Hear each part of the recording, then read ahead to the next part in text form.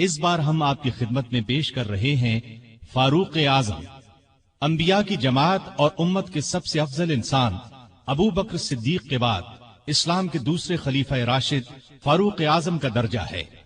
ان کی زندگی کے واقعات دلچسپ ترین انداز میں سنیے، آپ حیرت زدہ رہ جائیں گے۔ بہت سے ایسے واقعات بھی آپ سنیں گے جو اکثر کتابوں میں شامل نہیں ہیں۔ تو آئیے سنتے ہیں فاروق اعظم، پیشکش محمد طارق شاہ۔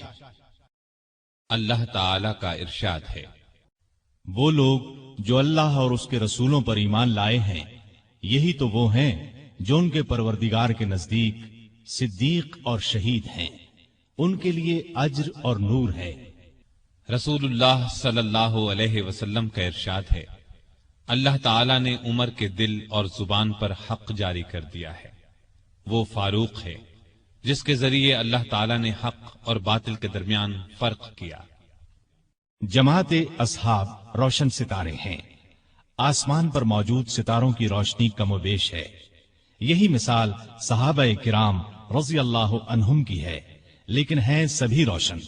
ان میں سب سے نمایاں، سب سے روشن اور سب سے تابناک بہرحال پہلے 4 صحابہ رضی اللہ عنہم ہی ہیں۔ یہی پہلے 4 اصحاب خلفائے راشدین ہیں۔ عشرہ مبشرہ میں بھی سب سے پہلے انہی کا نام ہے۔ آج ہم آپ کو انوکھی خصوصیات والے انسان کی کہانی سناتے ہیں۔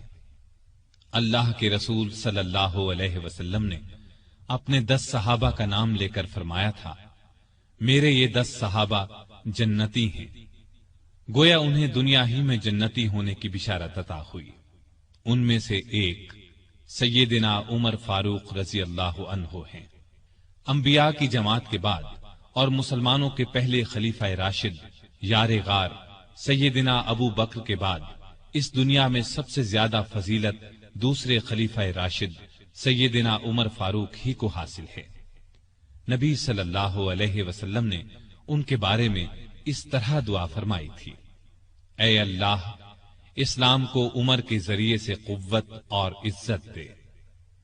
ان کے زمانے میں اسلامی حکومت 22 لاکھ مربع میل رقبے تک پھیل گئی۔ بعض موقعوں پر ان کی تائید میں آیات نازل ہوئیں۔ ان کی خلافت کا زمانہ بہترین اسلامی حکومت کا زمانہ تھا۔ اتنے بڑے حکمران ہوتے ہوئے دوپہر کے وقت شہر سے باہر گرم زمین پر کوئی پتھر وغیرہ سر کے نیچے رکھ کر قیلولہ کر لیتے تھے۔ ان کے واقعات اس قدر حیرت انگیز ہیں کہ سننے والے دنگ رہ جاتے ہیں۔ بڑے بڑے طاقتور حکمران ان کے نام سے کانپتے تھے، جبکہ خود ان کا یہ حال تھا کہ جسم پر کھردرا لباس ہوتا تھا۔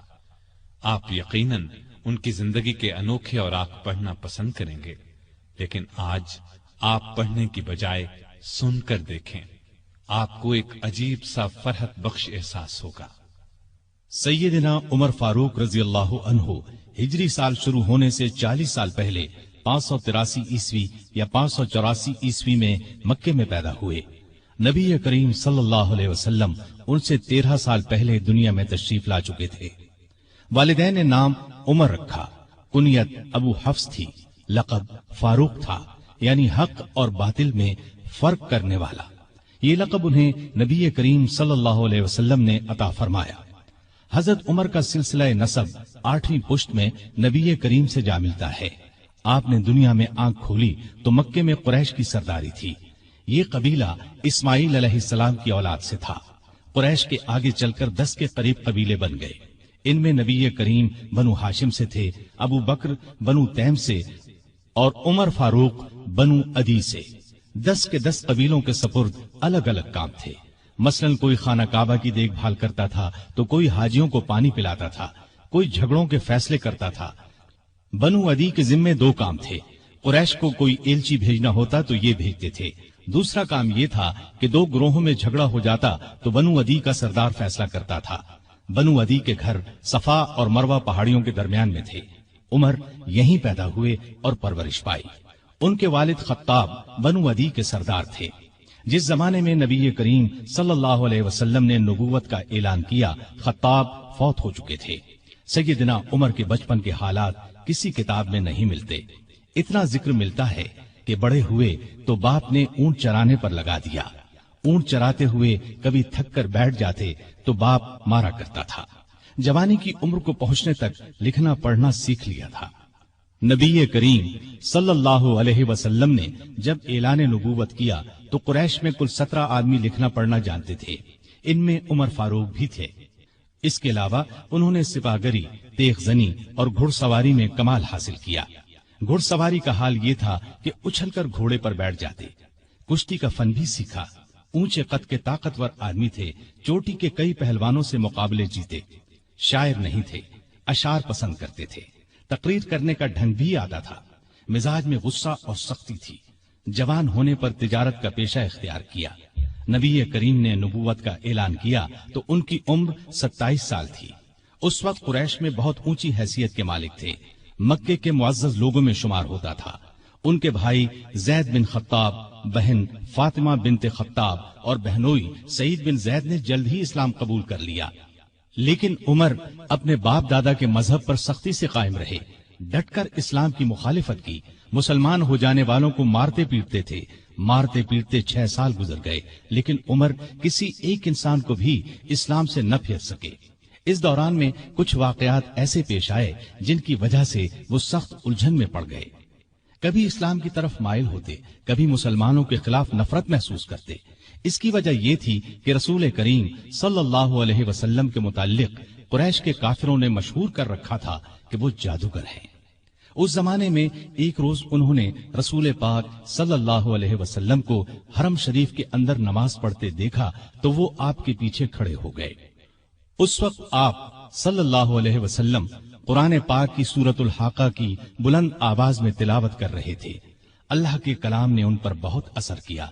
उन्हें यकीन हो गया कि आप न तो जादूगर हैं और न शायर हैं।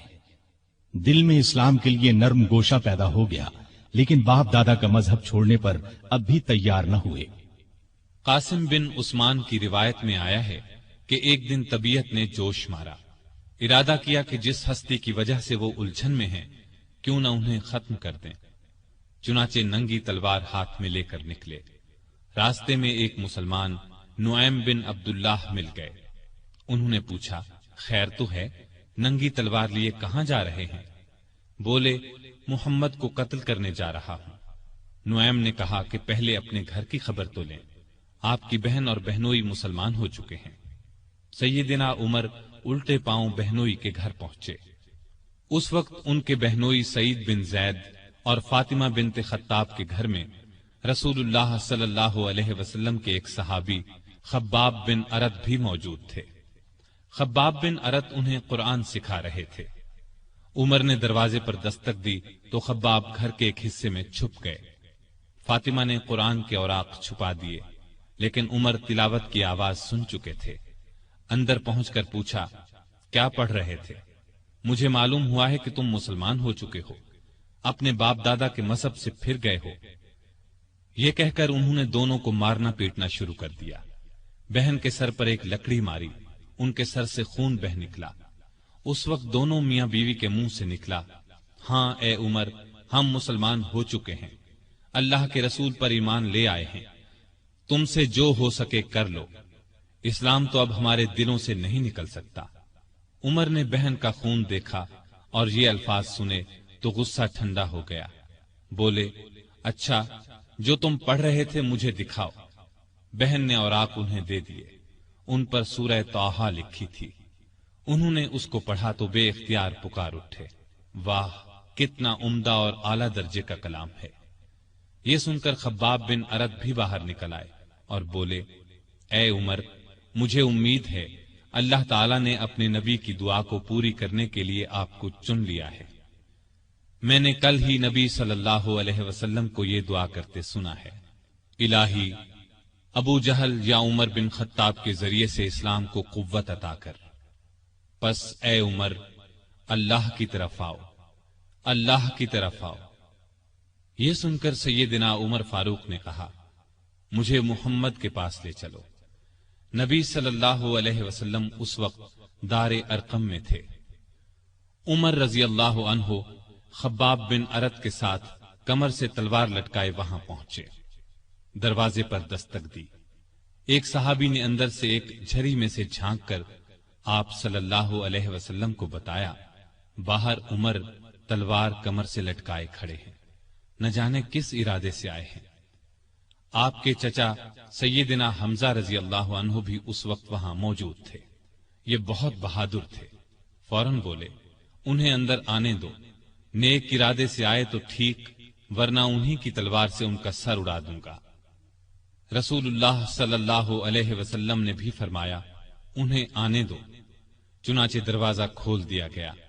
عمر اندر داخل ہوئے، آپ صلی اللہ علیہ وسلم اٹھ کر ان کی طرف بڑھے، ان کی چادر کو مٹھی میں دبا کر زور سے کھینچتے ہوئے فرمایا، خطاب کے بیٹے، تم کس ارادے سے آئے ہو؟ سیدنا عمر رضی اللہ عنہ نے عرض کیا، اے اللہ کے رسول، میں اللہ اور اس کے رسول پر ایمان لانے کے لیے حاضر ہوا ہوں۔ اس پر آپ صلی اللہ علیہ وسلم نے زور سے اللہ اکبر فرمایا۔ باقی مسلمانوں نے بھی اللہ اکبر کا نعرہ لگایا۔ اب عمر رضی اللہ عنہ نے کلمہ پڑھا، پھر بولے، اے اللہ کے رسول، کیا ہم حق پر نہیں ہیں؟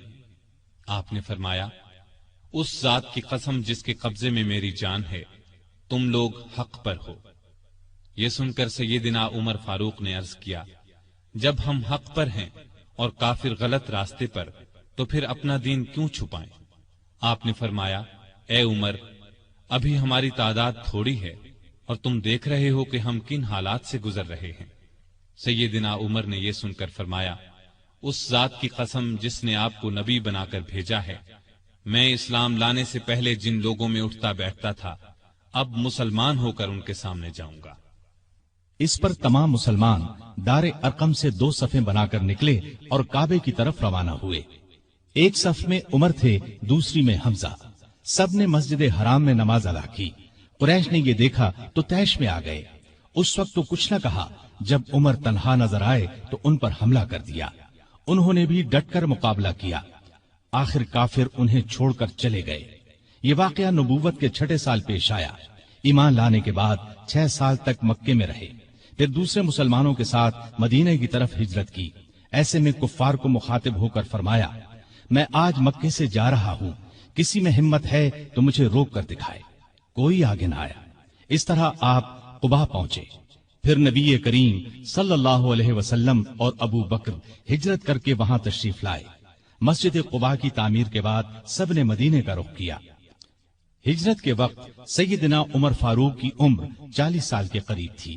اس کے بعد وہ 23 برس اس دنیا میں رہے۔ یہ سارا زمانہ مدینے میں گزارا، مسجد نبوی کی تعمیر میں حصہ لیا۔ آپ صلی اللہ علیہ وسلم نے مہاجرین اور انصار میں بھائی چارہ کرایا تو اتبان بن مالک کو ان کا بھائی بنایا۔ انہوں نے اپنا نصف مکان انہیں دے دیا۔ عبداللہ بن زید نے خواب میں اذان کے الفاظ سنے۔ انہوں نے یہ الفاظ نبی کریم صلی اللہ علیہ وسلم کو سنائے تو آپ صلی اللہ علیہ وسلم نے سیدنا بلال کو حکم دیا، اذان کہیں۔ جو ہی انہوں نے اذان شروع کی، سیدنا عمر فاروق اپنی چادر گھسیٹتے ہوئے آئے اور بولے، اے اللہ کے رسول صلی اللہ علیہ وسلم، اس ذات کی قسم جس نے آپ کو نبی بنا کر بھیجا ہے، میں نے بھی بالکل یہی الفاظ خواب میں سنے ہیں۔ یہ سن کر آپ بہت خوش ہوئے۔ آج تک اذان انہی الفاظ میں دی جا رہی ہے اور قیامت تک دی جاتی رہے گی۔ ہجرت کے دوسرے سال بدر کی لڑائی پیش آئی۔ سیدنا عمر فاروق بھی اس غزوے میں شریک ہوئے۔ اس غزوے میں انہوں نے ایک نامی بہادر آس بن ہشام کو قتل کیا۔ یہ رشتے میں ان کا ماموں تھا۔ اگلے سال احد کی لڑائی ہوئی۔ سیدنا عمر اس لڑائی میں بھی شریک ہوئے۔ بدر کی لڑائی میں عمر فاروق کی بیٹی سیدہ حفصہ بیوہ ہو گئی تھی۔ نبی کریم صلی اللہ علیہ وسلم کی خواہش پر سیدنا عمر نے ان کا نکاح آپ سے کر دیا۔ اس طرح وہ رسول کریم صلی اللہ علیہ وسلم کے سسر بنے۔ ان کی بیٹی کو مومنوں کی ماں کا درجہ حاصل ہوا۔ ہجرت کے 5ویں سال شوال میں خندق کی لڑائی پیش آئی۔ سیدنا عمر نے بھی خندق کھودی۔ خندق کے ایک حصے کی حفاظت سیدنا عمر کے سپرد کی گئی۔ بعد میں اس جگہ ان کے نام سے مسجد تعمیر کی گئی جو آج بھی موجود ہے۔ ہجرت کے 6 سال نبی کریم صلی اللہ علیہ وسلم نے کعبے کی زیارت کا ارادہ فرمایا۔ آپ 1400 صحابہ کے ساتھ روانہ ہوئے، ان میں سیدنا عمر بھی تھے۔ हुदैबिया के मकाम पर काफिरों से जो मुआहदा हुआ तो कुछ दूसरे सहाबा के साथ वो सैयदना उमर पर भी गिरां गुजरा। वो रसूलुल्लाह सल्लल्लाहु अलैहि वसल्लम की खिदमत में हाजिर हुए और अर्ज की, क्या आप अल्लाह के सच्चे नबी नहीं हैं? आपने फरमाया, यकीनन मैं अल्लाह का सच्चा नबी हूँ। कहा, क्या हम हक पर और हमारा दुश्मन बातिल पर नहीं है? आपने फरमाया, हम हक पर और हमारा दुश्मन बातिल पर है। कहा, ए अल्लाह के रसूल, जब हम हक पर और हमारा दुश्मन बातिल पर है तो फिर दबकर क्यों सुलह करें? आपने फरमाया, मैं अल्लाह का रसूल हूँ, अल्लाह के हुक्म के खिलाफ नहीं करता, वही मेरा मददगार है। सैयदना उमर फिर अबू बकर सिद्दीक के पास गए और उनसे भी यही कहा तो उन्होंने फरमाया, ए जवान, बिला शुबा नबी करीम सल्लल्लाहु अलैहि वसल्लम अल्लाह के रसूल हैं। वो अपने रब की नाफरमानी नहीं कर सकते और वही उनका नासिर व मददगार है। बस उनकी रिकाब को थामे रहो, यानी हर मुआमले में उनकी फरमाबरदारी करो। नबी करीम सल्लल्लाहु अलैहि वसल्लम ने फरमाया, मैं अल्लाह का रसूल हूँ, अल्लाह के हुक्म के खिलाफ नहीं करता, वही मेरा मददगार है। तब जाकर सैयदना उमर को इत्मीनान हुआ। नबी करीम सल्लल्लाहु अलैहि वसल्लम वापस रवाना हुए तो सूरा फतह नासिल हुई। आपने सैयदना उमर को बुलाकर अल्लाह ताला का ये इरशाद सुनाया कि हमने आपको खुली फतह अता की। साथ ही आपने फरमाया, मुझ पर आज ऐसी सूरत नाजिल हुई है जो मुझे इस दुनिया से ज्यादा प्यारी है। सैयदना उमर रजी अल्लाह अन्हु ने हुदैबिया की सुलह के मौके पर जो गुफ्तगू की थी वो खुलूस नीयत पर मबनी थी। फिर भी उन्हें तमाम जिंदगी इस बात का अफसोस रहा कि क्यों उन्होंने इस तरह के सवाल जवाब किए। इसके बदले में उन्होंने बहुत से रोजे रखे, कई गुलाम आजाद किए और बहुत सी नफल नमाजें पढ़ी। हिजरत के 7वें साल खैबर की लड़ाई हुई, इसमें भी सैयदना उमर रजी अल्लाह अन्हु शरीक थे। ज़िक़ाद 7 हिजरी में नबी सल्लल्लाहु अलैहि वसल्लम उम्रे के लिए तशरीफ ले गए। 2000 मुसलमान आपके साथ थे। सैयदना उमर भी उनमें शामिल थे। ज़ाते सलासिल की जंग में भी शरीक हुए। सलासिल जगह का नाम है, या उस मकाम पर कबीला जुजाम का एक चश्मा था जिसका नाम सलसल था। मुसलमान लश्कर इसी चश्मे पर उतरा था, इसीलिए इस गजवे को ज़ातुस सलासिल कहा जाता है। 8 हिजरी 10 रमजान को रसूलुल्लाह सल्लल्लाहु अलैहि वसल्लम 10,000 हथियारबंद सहाबा के साथ मदीने से मक्के की तरफ रवाना हुए। उनमें सैयदना उमर भी शामिल थे। मक्के से कुछ फासले पर आप सल्लल्लाहु अलैहि वसल्लम ने पड़ाव डाला। इस मैदान का नाम अब वादिये फातिमा है। कुरैश के सरदार अबू सुफियान ने 2 आदमियों को हालात मालूम करने के लिए भेजा। फिर अबू सुफियान खुद नबी करीम सल्लल्लाहु अलैहि वसल्लम की खिदमत में हाजिर हुए। ऐसे में सैयदना उमर रजी अल्लाह अन्हु ने अर्ज किया, ए अल्लाह के रसूल, मुझे इजाजत दें, मैं अबू सुफियान का सर उड़ा दूं। लेकिन आपने ऐसा करने की इजाजत न दी। उस मौके पर अबू सुफियान ने इस्लाम कबूल किया। उनके बाद मक्के के बाकी मांदा लोग भी मुसलमान हो गए। फतह मक्का के बाद गजवा हुनैन पेश आया। इस गजवे की इब्तिदा में मुसलमानों के पांव उखड़ गए। सिर्फ रसूलुल्लाह सल्लल्लाहु अलैहि वसल्लम चंद सहाबा के साथ मैदान में खड़े रहे। इनमें सैयदना उमर भी थे। फिर सैयदना अब्बास रजी अल्लाह अन्हु की आवाज पर मुसलमान पलटे और कुफ्फार को शिकस्त दी।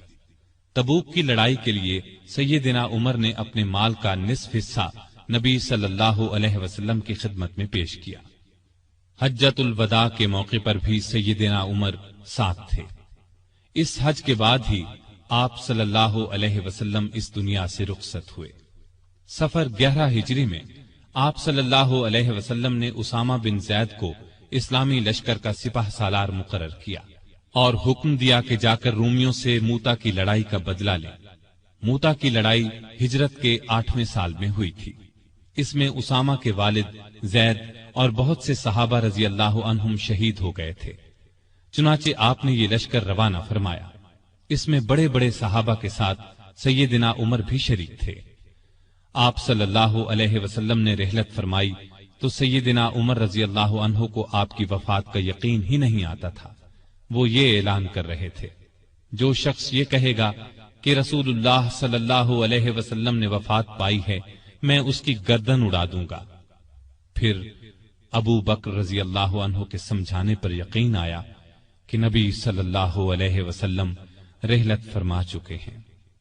آپ صلی اللہ علیہ وسلم کی وفات کے بعد خلافت کے مسئلے پر مسلمانوں میں اختلاف پیدا ہوا تو اس موقع پر سیدنا عمر نے ابو بکر رضی اللہ عنہ کا نام خلافت کے لیے سب کے سامنے رکھا۔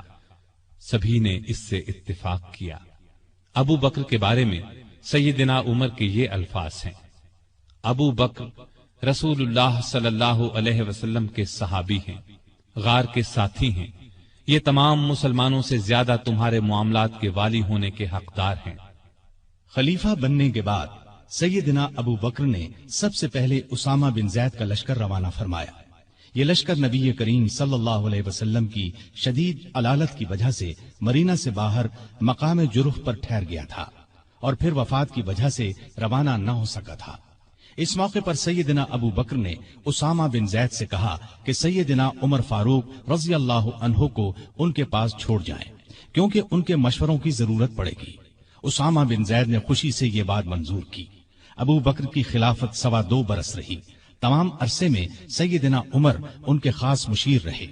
اس دوران میں سیدنا عمر نے سیدنا ابو بکر کو مشورہ دیا کہ قرآن کو ایک جگہ جمع کر دیا جائے۔ انہوں نے یہ مشورہ اس لیے دیا کہ یمامہ کی لڑائی میں قرآن مجید کے حافظ بہت سے صحابہ شہید ہو گئے تھے۔ آخر یہ کام زید بن ثابت، سیدنا عمر اور بہت سے دوسرے صحابہ رضی اللہ عنہم کی مدد سے مکمل ہوا۔ جمادی الاولیٰ 13 ہجری میں سیدنا ابو بکر سخت بیمار ہو گئے۔ بچنے کی امید نہ رہی تو انہوں نے خلافت کے بارے میں چند بڑے بڑے صحابہ سے مشورہ کیا۔ خود انہوں نے سیدنا عمر کا نام تجویز کیا۔ بعض صحابہ نے اس پر کہا کہ وہ مزاج کے بہت سخت ہیں۔ اس پر ابو بکر نے فرمایا جب ان پر خلافت کا بوجھ پڑے گا تو نرم ہو جائیں گے۔ اس طرح تمام مسلمانوں کا سیدنا عمر کی خلافت پر اتفاق ہو گیا۔ سیدنا ابو بکر نے آخر وقت میں سیدنا عمر کو یہ وصیت کی کہ عراق میں مسلمان ایرانیوں سے لڑ رہے ہیں، ان کے لیے فوراً مدد بھیجی جائے۔ اس وصیت کے بعد 22 جمادی الاخری کو سیدنا ابو بکر نے وفات پائی۔ تمام مسلمانوں نے خوشی سے سیدنا عمر کی بیعت کر لی۔ اس طرح وہ مسلمانوں کے دوسرے خلیفہ راشد بنے۔ خلیفہ بنتے ہی انہوں نے ابو بکر کی وصیت کے مطابق عراق کی طرف ایک لشکر روانہ کیا۔ ابو عبیدہ رضی اللہ عنہ کو لشکر کا سالار مقرر فرمایا اور اس طرح مسلمانوں کی عظیم الشان فتوحات کا سنہری دور شروع ہوا۔ Iraq, Madain, Hulwan, Jazira, Khuzestan, Nahavand, Isfahan, Hamadan, Azerbaijan, Tabaristan, Armenia, Fars, Kerman, خراسان، سیستان، مکران، دمشق، حمص، لاذقیہ، یرموک، قنسرین، حلب، انطاکیہ اور بیت المقدس فتح ہوئے۔ بیت المقدس کی فتح کا واقعہ کچھ اس طرح ہے کہ مجاہدین اسلام نے قریباً 3 سال میں سارا شام فتح کر لیا۔ اب فلسطین کے صرف 2 بڑے شہر رہ گئے تھے، بیت المقدس جسے یروشلم بھی کہا جاتا ہے اور قیصاریہ۔ اس زمانے میں فلسطین شام ہی کا حصہ تھا۔ 16 ہجری میں مسلمانوں نے دوسری لڑائیوں سے فارغ ہو کر بیت المقدس کا محاصرہ کر لیا۔ اس شہر میں ابراہیم علیہ السلام، اسحاق علیہ السلام، سلیمان علیہ السلام، عیسیٰ علیہ السلام اور دوسرے نبیوں کی بہت سی یادگاریں ہیں۔ رسول اللہ صلی اللہ علیہ وسلم کی بھی معراج کے سفر میں پہلی منزل یہی تھی۔ مسلمانوں کا پہلا قبلہ بھی یہی تھا۔ نہ صرف یہودی اور عیسائی بلکہ مسلمان بھی اس کی بہت عزت کرتے تھے اور کرتے ہیں۔ مسلمانوں نے جب بیت المقدس کا محاصرہ کیا تو شہر کے باشندوں نے شہر کے دروازے بند کر لیے۔ چند دن تو اس طرح گزرے، پھر انہوں نے مسلمانوں کے سپہ سالار ابو عبیدہ بن جراح کو پیغام بھیجا کہ ہم شہر مسلمانوں کے حوالے کرنے کے لیے تیار ہیں، لیکن شرط یہ ہے کہ مسلمانوں کے خلیفہ خود یہاں آئیں اور صلح کا معاہدہ کریں۔ ابو عبیدہ بن جراح نے یہ بات سیدنا عمر کو لکھ بھیجی۔ خلیفہ ثانی سیدنا عمر نے صحابہ سے مشورہ کر کے وہاں جانے کا فیصلہ کیا۔ آپ نے رجب 16 ہجری میں حضرت علی رضی اللہ عنہ کو اپنا قائم مقام بنایا اور روانہ ہو گئے۔ اس وقت دنیا کے بڑے بڑے حکمران ان کا نام سن کر کانپتے تھے، لیکن اپنے وقت کے سب سے بڑے حاکم کے سفر کا حال یہ تھا کہ چند بزرگ صحابہ کے سوا ان کے ساتھ کوئی نہیں تھا۔ फौज, न खेमे, न कारे, न झंडे, एक ऊंट पर सवार थे। उस पर सत्तू और खजूर के 2 थैले लादे हुए थे। एक तरफ पानी की मश्क लटक रही थी। रास्ते में खाने का वक्त आता तो सब मिलकर खा लेते। आपका लिबास बहुत मामूली सा था। बैतुल मक़दिस के करीब पहुंचे तो सहाबा ने मशवरा दिया कि लिबास तब्दील कर ले। कीमती पोशाक पेश की, लेकिन आपने वो लिबास पहनने से इनकार कर दिया और फरमाया, अल्लाह ने हमें जो इज्जत दी है वो इस्लाम की वजह से है और हमारे लिए यही काफी है। गरज इसी हालत में शहर में दाखिल हुए। ईसाइयों ने शहर आपके हवाले कर दिया। मुसलमानों ने वहां एक मस्जिद बनाई, उसका नाम मस्जिद उमर रखा। ये आज भी मौजूद है और अब तक मस्जिद उमर कहलाती है। 14 हिजरी में मुसलमानों ने हिम्स को फतह कर लिया था। 17 हिजरी को रोम के बादशाह हिरकल ने हिम्स मुसलमानों से छीनने के लिए समुंदर के रास्ते फौज भेजी। इस फौज ने हिम्स का मुहासरा कर लिया। जजीरे के लोगों ने भी हिरकल को ऐसा करने पर उकसाया था। चुनाचे जजीरे से भी 30,000 फौज आकर हिरकल की फौज से मिल गई। सैयदना अबू उबैदा बिन जर्राह रजी अल्लाह अन्हु ने इन हालात की इत्तिला सैयदना उमर फारूक को भेजी तो उन्होंने उनकी मदद के लिए मजीद फौज रवाना की। दूसरी तरफ सुहैल बिन अदी की सरकर्दगी में एक फौज जजीरे की तरफ रवाना कर दी। खुद भी मदीने से चलकर दिमश्क आ गए ताकि नजदीक से तमाम हालात पर नजर रख सकें। सुहैल बिन अदी जजीरे की तरफ बढ़े तो जजीरे से हिम्स की तरफ रवाना होने वाली फौज को अपने घर की फिक्र पड़ गई। वो हिरकल की फौज का साथ छोड़कर वापस जजीरे चले गए। उधर अबू उबैदा बिन जर्राह ने खालिद बिन वलीद के मशवरे से शहर से निकलकर हिरकल की फौज पर हमला कर दिया।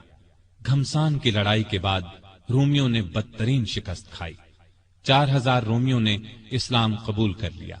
4000 मारे गए और बाकी भाग निकले। इस लड़ाई के बाद फिर कभी हिरकल को शाम पर चढ़ाई की जुर्रत न हुई। 18 हिजरी में इराक में ताउन की वबा फैली। इसमें बड़े बड़े सहाबा फौत हो गए। चंद एक के नाम ये हैं। अबू उबैदा बिन जर्राह जो मुसलमानों की फौज के सिपा सालार भी थे, मुआज बिन जबल रजी अल्लाह अन्हो, यजीद बिन अबी सुफियान रजी अल्लाह अन्हो, शुराहबील बिन हसना रजी अल्लाह अन्हो और कई बड़े बड़े सहाबा इस वबा में फौत हुए। दौरे फारूकी में अरब में कहत पड़ा। ऐसे में सैयदना उमर ने रियाया की खबरगिरी में दिन रात एक कर दिया। इंसानों के लिए खुराक थी न जानवरों के लिए। सैयदना उमर को इंसानों और जानवरों की ये बदहाली देखकर बहुत सदमा हुआ। उन्होंने बैतुल माल में जितना गल्ला था सब मुसलमानों में तकसीम कर दिया। जो नकदी थी वो भी मुसलमानों में तकसीम कर दी। तमाम सूबों के हाकिमों को खत लिखे कि फौरन ज्यादा से ज्यादा गल्ला रवाना करो। चुनाचे अबू उबैदा बिन जर्राह ने शाम के इलाके से 4000 ऊंट गले से लदे हुए भेजे। अम्र बिन आस ने मिस्र से समुंदर के रास्ते बहरी जहाज रवाना किए। उनमें हर जहाज पर 6000 मन गल्ला लदा हुआ था। जब ये जहाज मदीने की करीबी बंदरगाह पर पहुंचे तो सैयदना उमर खुद उन्हें देखने के लिए बंदरगाह पहुंचे। गल्ले को हिफाजत से रखने के लिए बंदरगाह में 2 बड़े बड़े मकान बनवाए। दूसरे सूबों से भी बहुत सा गल्ला पहुंच गया। गल्ले की तकसीम का ये इंतजाम